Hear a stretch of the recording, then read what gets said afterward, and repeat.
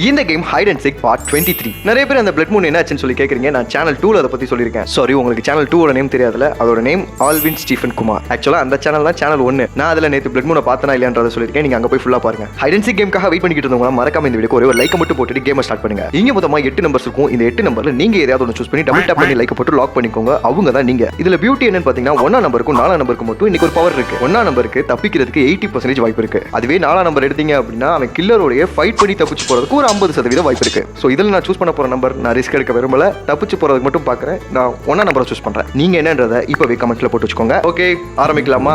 3, 2, 1 start. ஒன்டாண்டா killer Batman. ஓ, 2ஆம் நம்பர் பக்கம் கூடி வராரு. நேராக யாரை போட போறான்? என்னடா பேன் அவனும் பயமுறுத்துற. ஓகே, 7ஆம் நம்பர் பூட்டப்பட்டாரு. 8ம் 7ம் ஒரே ரூம்குள்ள மாட்டிக்கிட்டாங்க. ஒரே கல்ல 2 மாங்காய், 2 பேரும் காலி. அடுத்ததாக யாரு? நான் 1. 6 காலி.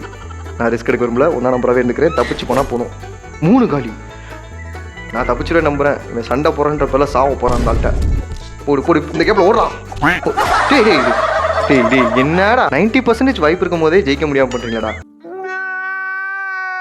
யாரெல்லாம் வின் பண்ணீங்க, யாரெல்லாம் அந்த கில்லர் கொண்டுட்டான் அப்படின்றத கமெண்ட்ல சொல்லுங்க.